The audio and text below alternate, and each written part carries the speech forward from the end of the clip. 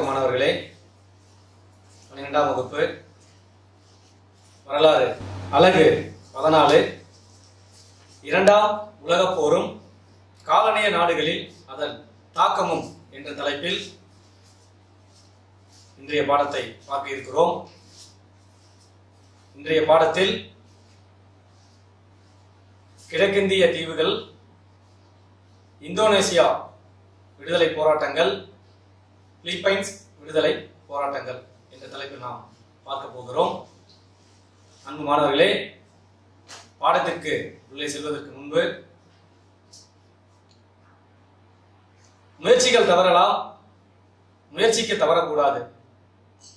தொடர்ந்து முயற்சி செய்தால் விடாமுயற்சி என்பார்கள்.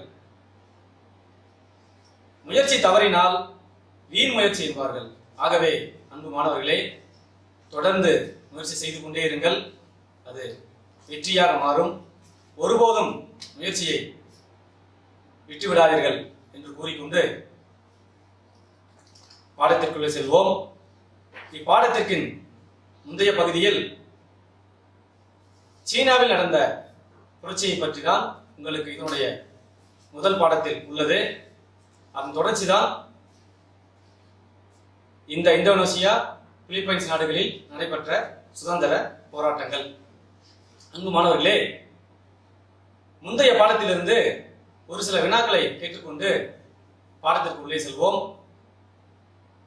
சீனாவில் குடியரசு ஆட்சி எந்த ஆண்டு தொடங்கப்பட்டது? சீனாவில் முதல் குடியரசு ஆட்சி எந்த ஆண்டு தொடங்கப்பட்டது? 1912. நாம் பாடத்திற்கு உள்ளே செல்வோம். கிழக்கிந்திய தீவுகள் என்பது எந்த பகுதியை குறிக்கும்? இந்தியாவின் தென்கிழக்கு பகுதியிலிருந்து பசிபிக் பெருங்கடலில் உள்ள தீவு கூட்டங்களையும் ஆசிய கண்டத்திற்கும் ஆஸ்திரேலிய கண்டத்திற்கும் இடைப்பட்ட பகுதியில் உள்ள தீவுகளை தான் கிழக்கிந்திய தீவுகள் என்று கூறுவார்கள். அதில் மிக முக்கியமான தீவு கூட்டங்கள் தான் இந்தோனேசியாவும் பிலிப்பைன்ஸும். முதலில் இந்த இரண்டு பகுதியிலும் எப்படி விடுதலை போராட்டம் வந்தது, ஏன் விடுதலை போராட்டம் வர வேண்டும் என்பதை முதலில் தெரிந்து கொள்ளலாம். இரண்டாம் உலகப் போருக்கு பின்புதான் இங்கு விடுதலை போராட்டம் மிகவும் தீவிரமாக மாறியது.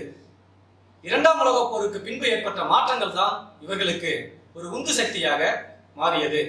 அது மட்டும் இல்லாமல் ஏகாதிபத்திய சர்வாதிகார அரசுகள் தோற்று போனது, இந்தியாவில் சுதந்திரம் கிடைத்தது, சீனாவில் ஒரு மிகப்பெரிய புரட்சியை மாவோ அவர்கள் ஏற்படுத்தியது. இதுவெல்லாம் இந்த கிழக்கிந்திய தீவுகளுக்கு மிகப்பெரிய உந்து சக்தியாக இருந்தது. நாம் இப்பொழுது இந்தோனேசியாவில் விடுதலை போராட்டங்கள் எப்படி நடைபெற்றது என்பதை பார்க்கலாம். முதலில் இந்த இந்தோனேசியாவை பற்றிய சிறப்புகளை தெரிந்து கொள்ள வேண்டும். இது கிழக்கிந்திய தீவுகளில் ஒன்று. இந்துஸ் நேசோஸ் என்ற வார்த்தையிலிருந்து தான் இந்த இந்தோனேசியா என்ற வார்த்தை வந்திருக்கிறது. இந்துஸ் என்பது இந்தியாவை குறிக்கும், நேசோஸ் என்பது தீவுகள் என்ற வார்த்தையை குறிக்கும். இதை இணைத்துதான் இந்தோனேசியா என்ற பெயர் வைத்திருக்கிறார்கள். 17,000க்கும் மேலான தீவு கூட்டங்களை கொண்டது. குறிப்பா சொல்லணும்னா 17,508 தீவுகளை கொண்டது. உலக அளவில் மக்கள் தொகையில் 4வது இடத்தில் உள்ளது. இங்கு இஸ்லாமியர்கள் தான் பெரும்பான்மையாக வாழ்கிறார்கள். இதனுடைய தலைநகரம் ஜகார்த்தாவை குறிக்கும்.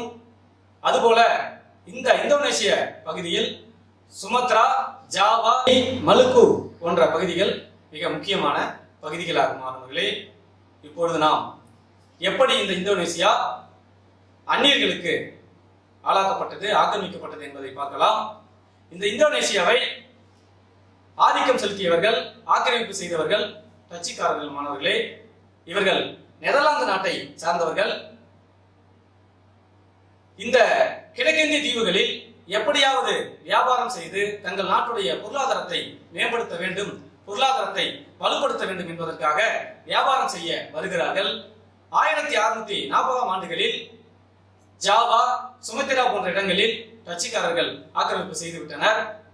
ஆனால் தொடக்கத்தில் இவர்களுக்கு கைப்பற்ற வேண்டும் என்ற ஆசை எல்லாம் இல்லை, அங்கு வியாபாரம் செய்ய வேண்டும் என்ற ஆசைதான் இருந்தது. அந்த காலகட்டத்தில் மக்களுடைய நிலை எப்படி இருந்தது? இந்தோனேசிய மக்களுடைய மிக முக்கியமான தொழில் மீன் பிடித்தலும் விவசாயம் செய்வதும் தான்.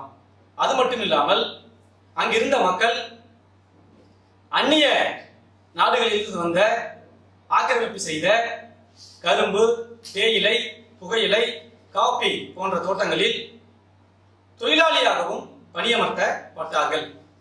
இந்நேரத்தில் இது போன்ற தோட்டங்களில் எல்லாம் வரக்கூடிய வருவாயை பார்த்த பொழுதுதான் டச்சுக்காரர்களுக்கு எப்படியாவது இந்தோனேசியாவை கைப்பற்றிவிட வேண்டும் என்ற ஆசை வருகிறது. இப்படித்தான் இந்தோனேசியாவில் கொஞ்சம் கொஞ்சமாக தன்னுடைய ஆக்கிரமிப்பை விரிவுபடுத்தி இந்தோனேசியாவை தன்னுடைய கட்டுப்பாட்டில் கொண்டு வந்தார்கள். தொடக்கத்திலேயே இந்தோனேசிய மக்கள் இதை எதிர்க்க ஆரம்பித்தார்கள். அடுத்த தலைப்பாக இந்தோனேசியாவில் தேசியவாதத்தின் எழுச்சி. டச்சுக்காரர்களின் ஆதிக்கத்தை எதிர்த்து உருவாக்கிய ஒரு இயக்கம் தான் போய்டி ஒடிமா. இந்த இயக்கம் 1908ஆம் ஆண்டு மே 20ஆம் நாள் தொடங்கப்பட்டது. இந்த இயக்கத்தை தொடங்கியவர் போய்டி ஒடிமா. இந்த இயக்கத்தின் முதல் தலைவராக வகிதன் சுது ரோகிசோடோ. நன்றாக நினைவு வைத்துக் கொள்ளுங்கள். முதல் தலைவர் யார் என்று பார்த்தால் வகிதின் சுது ரோகிசோடோ. இவர் சொல்கிறார், மக்களை பார்த்து சொல்கிறார், உள்ளூர் அறிஞர் பெருமக்களே, நீங்கள் எல்லாம் எப்படி இருக்க வேண்டும் என்றால் இந்த நாட்டின் கல்வி மேம்பாட்டிற்கு வழிகாட்டும் தலைவராக இருக்க வேண்டும் என்று முழக்கமிடுகிறார். இந்தோனேசிய உள்ள அரசு பணியாளர்களையும் மாணவர்களையும் இதில் அதிகமாக உறுப்பினராக சேர்க்கிறார். ஆனால் கொஞ்ச காலகட்டத்தில் இந்த இயக்கம் தன்னுடைய செல்வாக்கை இழக்கிறது. அந்த தேசியவாதத்தின் அடுத்த கட்டமாக சரேகத் இஸ்லாம் என்ற ஒரு அமைப்பு ஏற்படுத்தப்படுகிறது. இது ஒரு இஸ்லாமிய வர்த்தக அமைப்பாகும். இந்த இயக்கம் வர்த்தகம் செய்யக்கூடிய நோக்கத்தில் தான் இருந்தது. இதை தொடங்கியவர் கசி சாமன் குடி. கசி சாமன் குடி. இது எதற்காக ஏற்படுத்தப்பட்டது என்றால், சீனாவிலிருந்து வியாபாரம் செய்ய வந்தவர்களையும் டச்சுக்காரர்களையும் எதிர்க்க வேண்டும் என்பதற்காக ஏற்படுத்தப்பட்ட இயக்கம் தான் இந்த சரேகத் இஸ்லாம் என்ற இயக்கம். இது பிறகு மிகப்பெரிய தேசிய அமைப்பாக மாறுகிறது. 1916ஆம் ஆண்டில் எங்களுக்கு சுயாட்சி வேண்டும், எங்களுக்கு சுயாட்சி தாருங்கள் என்ற கூடிய தீர்மானத்தை கூட வெளியிட்டார்கள். கிட்டத்தட்ட 2 ஆண்டுகளில் 3,50,000 உறுப்பினர்களை இதில் சேர்த்தார்கள். இப்படி ஒரு மிகப்பெரிய இயக்கமாக இந்தோனேசியாவில் மாறுகிறது. அதைத் தொடர்ந்து அந்த சரேகத் இஸ்லாமிய இயக்கத்திலேயே சின்ன சின்ன கருத்து மோதல்கள் வருகிறது. புதிதாக இந்தோனேசியாவில் பொது உடைமை கட்சி தோற்றுவிக்கப்படுகிறது. நமக்கு அடுத்த தலைப்பு இந்தோனேசிய பொது உடைமை கட்சி. 1917இல் ரஷ்யாவில் மிகப்பெரிய புரட்சியை ஏற்படுத்தி அங்கிருந்த மன்னராட்சியை தூக்கி எறிந்தார்கள். அதன் பிறகுதான் உலக வரலாற்றில் பொது உடைமை என்ற கருத்து பரவலாக பரவுகிறது. அந்த பொது உடைமை சித்தாந்தம் இந்தோனேசியாவிலும் பரவுகிறது. சரேகத் இஸ்லாம் என்ற அமைப்பிலும் அந்த பொது உடைமை சித்தாந்தம் பரவுகிறது. ஆனால் பொது உடைமை சித்தாந்தத்தில் உள்ளவர்கள் சரேகத் இஸ்லாமை கைப்பற்ற நினைக்கிறார்கள், ஆனால் முடியவில்லை. ஆதலால் அதிலிருந்து விலகி 1919ஆம் ஆண்டு இந்தோனேசிய பொது உடைமை கட்சியை தொடங்குகிறார்கள். இப்படி 3 விதமான தேசிய கட்சிகள் இந்தோனேசியாவில் உருவாகி தங்கள் போராட்டத்தை வழிநடத்திக் கொண்டு செல்கிறார்கள். இந்த நேரத்தில் டச்சு அரசு வேறு விதமான பாதையை தேர்ந்தெடுக்கிறது. என்ன பாதை என்றால், அங்கு உள்ளாட்சி அமைப்புகளுக்கு அதிகாரம் கொடுக்க நினைக்கிறது. அதற்காக 1903ஆம் ஆண்டில் ஒரு சட்டம் கொண்டு வருகிறது, அதிகார பரவல் சட்டம். அதன்படி மாகாணங்களில் சட்டசபை ஏற்படுத்த வேண்டும், மாகாணங்களில் அதிகாரம் கொடுக்க வேண்டும் என்று கூறி தேர்தலை நடத்துகிறது. அந்த தேர்தலில் தேசியவாத அமைப்புகள் எதுவுமே பங்கு கொள்ளவில்லை. ஆனால் பாராளுமன்றத்தை ஏற்படுத்திவிட்டது டச்சு அரசாங்கம். இந்த டச்சு அரசு வொர்க்ஸ் ராட் என்று சொல்வார்கள். வொர்க்ஸ் ராட், அந்த பாராளுமன்றத்துக்கு பெயர் வொர்க்ஸ் ராட் என்று சொல்வார்கள். பாராளுமன்றத்தை ஒரு சில இடங்களில் ஏற்படுத்தி விட்டார்கள். 1942 வரை பாராளுமன்றம் செயல்பட்டது. இப்படி ஒரு பக்கம் டச்சு அரசு அரசியலை வழிநடத்தி செல்கிறது. அந்த நேரத்தில் தான் இந்தோனேசிய வரலாற்றில் ஒரு மிகப்பெரிய ஜாம்பவான், மிகப்பெரிய புரட்சியாளர் தோன்றுகிறார். அவர்தான் சுகர்னோ. அடுத்த தலைப்பு நமக்கு சுகர்னோ. இந்த சுகர்னோ என்பவர் இந்தோனேசிய வரலாற்றில் மிக முக்கியமான ஒரு மனிதர். இந்தோனேசிய விடுதலை போராட்டத்தில் அதிகமான பங்களிப்பை கொடுத்தவர். இளம் பொறியாளராக இருந்தார். இவர் டச்சு அரசாங்கத்தை எதிர்க்க வேண்டும் என்பதற்காக இந்தோனேசிய தேசிய கட்சி என்ற ஒரு கட்சியை நிறுவுகிறார். அந்த கட்சியின் மூலம் டச்சுக்காரர்களை எதிர்த்து போராடுகிறார். ஆனால் 1931ஆம் ஆண்டு சுகர்னோவை டச்சு அரசாங்கம் கைது செய்கிறது. கிட்டத்தட்ட 1942 வரை அவரை சிறையிலேயே வைத்திருந்தது. இப்படித்தான் சுகர்னோவுடைய அரசியல் வேறு பாதையில் செல்கிறது. பிற்காலத்தில் இந்தோனேசிய விடுதலை பெற்ற பிறகு சுகர்னோவுடைய பங்களிப்பு மிகப்பெரிய பங்களிப்பாக இருந்தது. ஆனால் அவரை சிறைச்சாலையில் போட்டுவிட்டார்கள். இந்த நேரத்தில் இரண்டாம் உலகப் போர் ஒரு பக்கம் சென்று கொண்டே இருக்கிறது. இரண்டாம் உலகப் போரில் ஜப்பானுடைய அதிகாரம், ஜப்பானுடைய ஆக்கிரமிப்பு அதிகரிக்கிறது. நம்முடைய அடுத்த தலைப்பு ஜப்பானிய ஆக்கிரமிப்பு. அன்பு மாணவர்களே, இரண்டாம் உலகப் போரில் இரண்டு விதமான தலைமை சென்று கொண்டிருக்கிறது. ஒன்று ஜெர்மனியின் தலைமையிலும் மற்றொன்று இங்கிலாந்தின் தலைமையிலும் சென்று கொண்டிருக்கிறது. நீங்கள் நன்றாக அறிவீர்கள். இரண்டாம் உலகப் போர் ஒரு பக்கம் சென்று கொண்டிருக்கிறது. ஜப்பான் மிக தீவிரமாக போரில் குதிக்கிறார்கள்.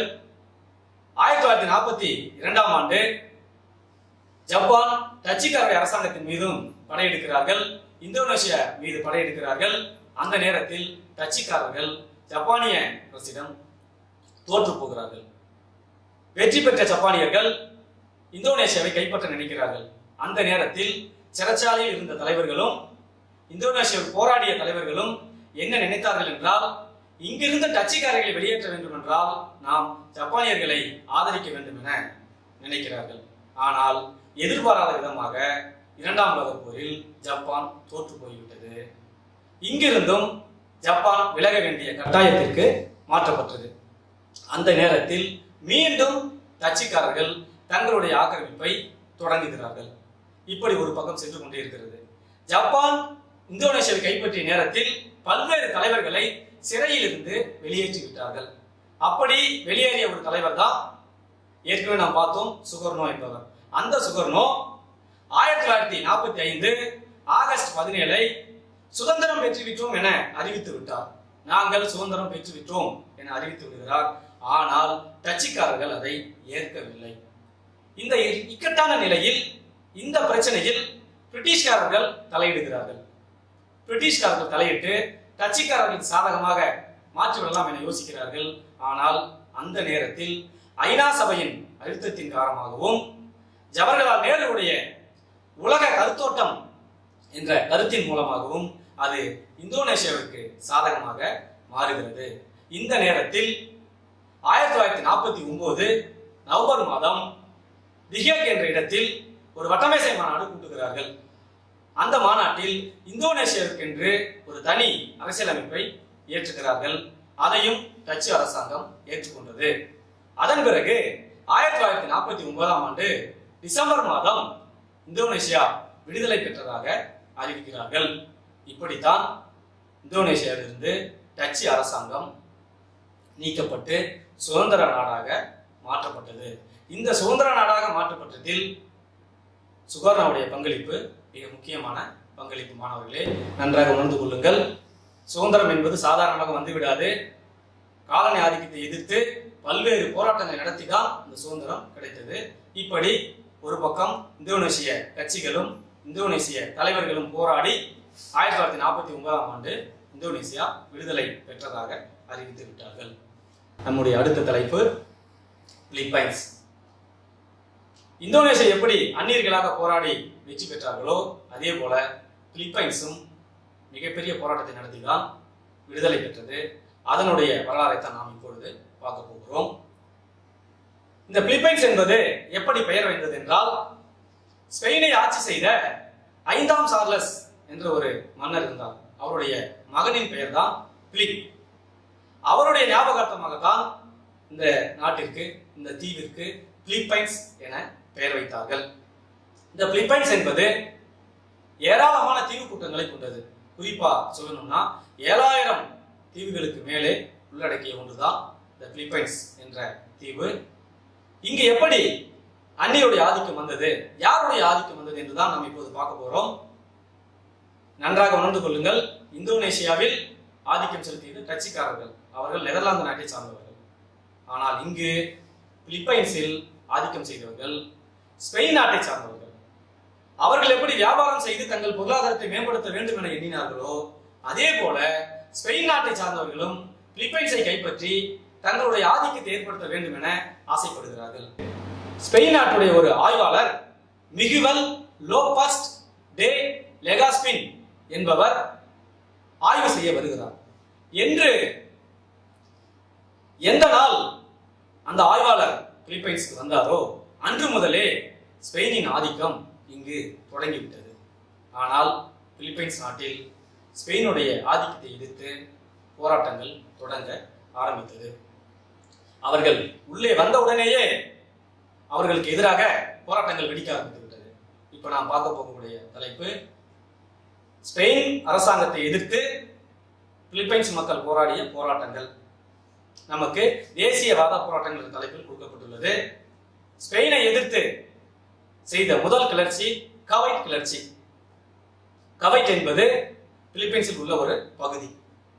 ஸ்பெயின் ஆக்கிரமிப்பை எதிர்த்து 1872 ஆண்டு ஜனவரி 20 கிட்டத்தட்ட 200 பிலிப்பைன்ஸ் சார்ந்த வீரர்களும் ஊழியர்களும் மிகப்பெரிய கிளர்ச்சி செய்தனர். ஆனால் இந்த கிளர்ச்சியை கண்மூடித்தனமாக காட்டுமிராண்டித்தனமாக ஸ்பெயின் அரசாங்கம் ஒடுக்கியது. கடுமையான முறையில் தண்டிக்கப்பட்டார்கள். குறிப்பாக சொல்ல போனால் ஜோஸ் பர்கோஸ், ஜசிண்டோ சமரா மற்றும் மரியானோ கோமஸ் என்பவரெல்லாம் வீதியிலேயே தூக்கிலிடப்பட்டார்கள். இப்படி முதல் கிளர்ச்சியே மிகப்பெரிய ஒடுக்குமுறையை ஸ்பெயின் அரசாங்கம் செய்தது. அந்த கிளர்ச்சிக்கு பெயர் தான் கவைட் கிளர்ச்சி. அந்த முதல் கிளர்ச்சியே தோற்று போனது. ஆனால் பிலிப்பைன்ஸ் நாட்டு மக்களிடம் ஒரு மிகப்பெரிய உந்துதலை தந்தது. எப்படியாவது இவர்களை விரட்ட வேண்டும் என அந்த நாட்டு மக்கள் போராட்டத்தை குதிக்க ஆரம்பிக்கிறார்கள். இந்த நேரத்தில் ஒரு சின்ன மாற்றம் வருகிறது. என்னவென்று பார்த்தால் ஸ்பெயினுக்கும் அமெரிக்காவுக்கும் போர் வருகிறது.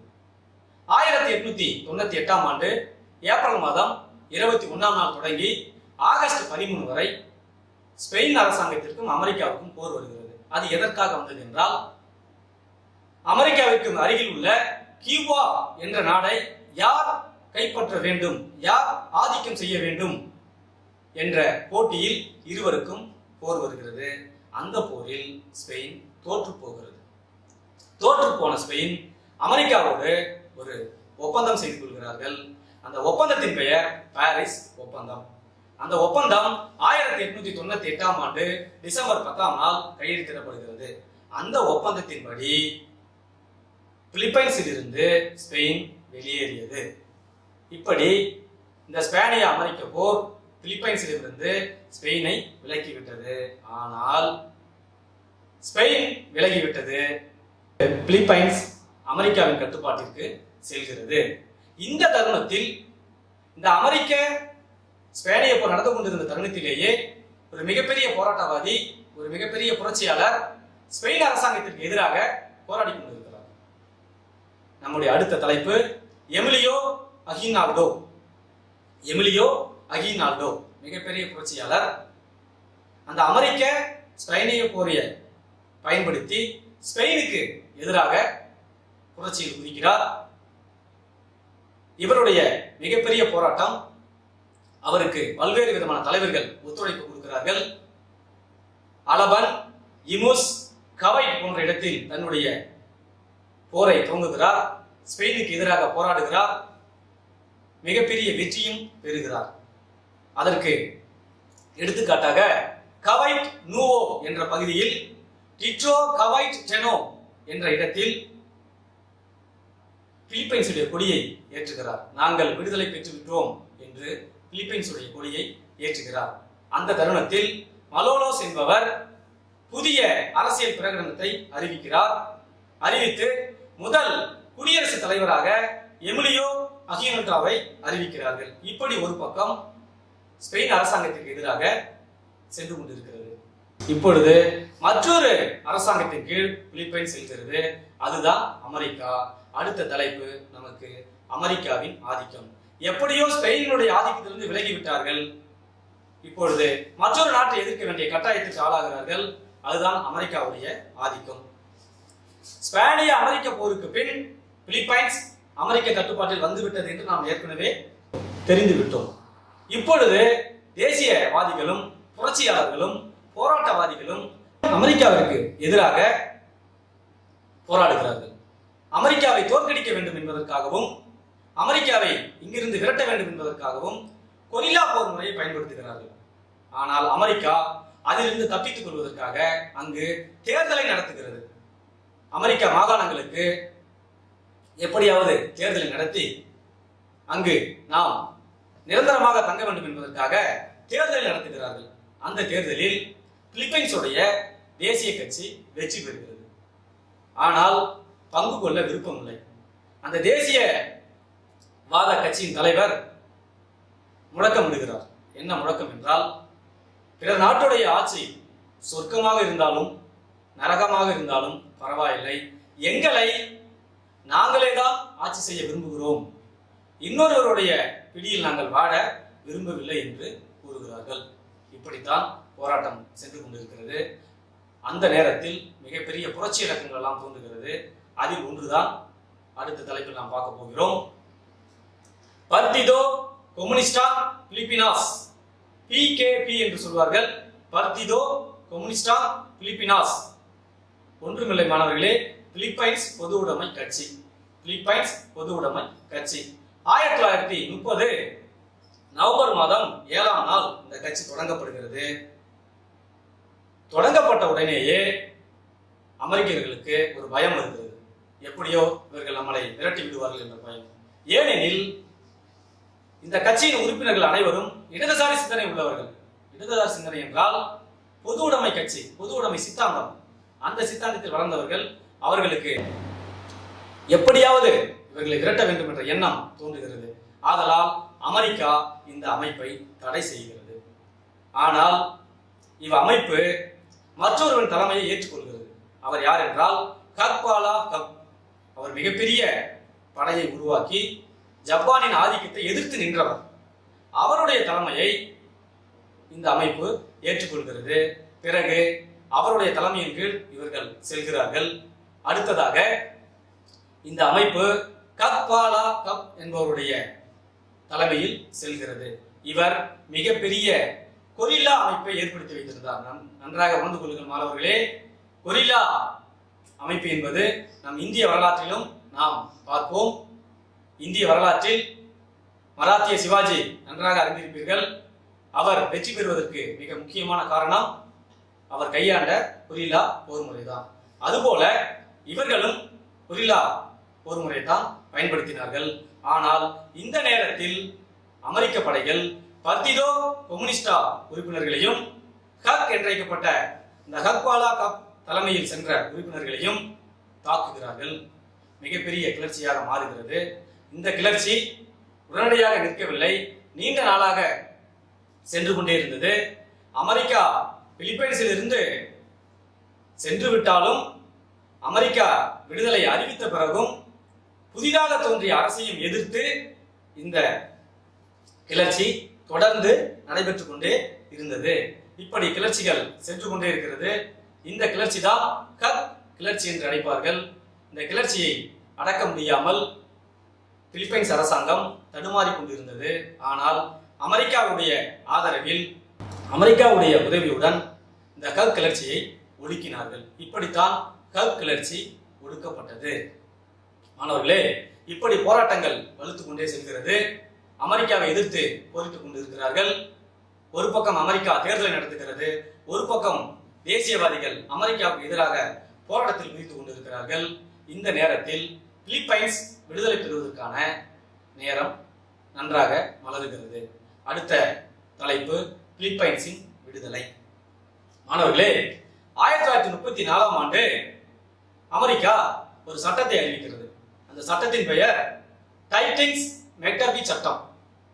அந்த சட்டத்தின்படி நாங்கள் விரைவில் பிலிப்பைன்ஸுக்கு விடுதலை வழங்க இருக்கிறோம் என்ற அளவுக்கு அதில் கூறப்பட்டிருந்தது. அந்த நேரத்தில் தேர்தல் நடந்தது. அந்த தேர்தலில் குவிசோன் என்பவரை குடியரசுத் தலைவராக அறிவிக்கிறார்கள். 1935 1941 வரை அவர் குடியரசுத் தலைவராக இருக்கிறார். இப்படி ஒரு பக்கம் சென்று கொண்டிருக்கும் பொழுது 2ஆம் உலகப் போரில் ஜப்பான் தன்னுடைய வெற்றியை பெற்றுக் கொண்டே இருக்கிறது. ஜப்பான் முத்து துறைமுகத்தை தாக்கிய பிறகு பிலிப்பைன்ஸையும் தாக்குகிறது. பிலிப்பைன்ஸையும் தாக்கி ஏராளமான நாச வேலைகளில் ஈடுபடுகிறது. பிலிப்பைன்ஸை தாக்கும் பொழுது ஏராளமான பொருட்செல்வங்களும் ஏராளமான மனித உயிர்களும் நாசமாக்கப்பட்டார்கள். ஆனால் எதிர்பாராத விதமாக ஜப்பான் அங்கு தோற்று போனது. 2ஆம் உலகப் போருக்கு பின் பிலிப்பைன்ஸில் ஏப்ரல் மாதம் தேர்தலை நடத்துகிறார்கள். 1946 தேர்தல் நடத்துகிறார்கள். அந்த தேர்தலில் பிலிப்பைன்ஸ் நாட்டுடைய தேசிய கட்சிகள் எல்லாம் கலந்து கொள்கிறது. அத்தருணத்தில் நாங்கள் உங்களுக்கு விடுதலை அறிவிக்கிறோம் என்று ஜூலை 4ஆம் தேதி 1946ஆம் நாள் விடுதலையை அறிவிக்கிறார்கள். அந்த விடுதலை அறிவிப்பிற்கு பிறகு அங்கு அமெரிக்காவுடைய சாதகமான யார் இருந்தார்களோ அவர்கள் ஆட்சியை பிடிக்கிறார்கள். மாணவர்களே, எப்பொழுது பிலிப்பைன்ஸ் விடுதலை பெறுகிறது? ஜூலை 4 1946. அந்த நேரத்தில் அமெரிக்காவிற்கு சாதகமாக இருந்தவர்கள் அங்கு ஆட்சிக்கு வருகிறார்கள். வந்த பிறகு அவர்கள் தங்களுக்கு எதிராக இருந்த கக்குகளை ஒடுக்க வேண்டும் என்பதற்காக அமெரிக்காவின் உதவியோடு கக் கிளர்ச்சியை ஒடுக்குகிறார்கள். நீண்ட காலமாகவே பிலிப்பைன்ஸை ஆட்சி செய்த அரசாங்கம் அமெரிக்காவிற்கு சாதகமாகத்தான் இருந்து கொண்டு இருந்தார்கள்.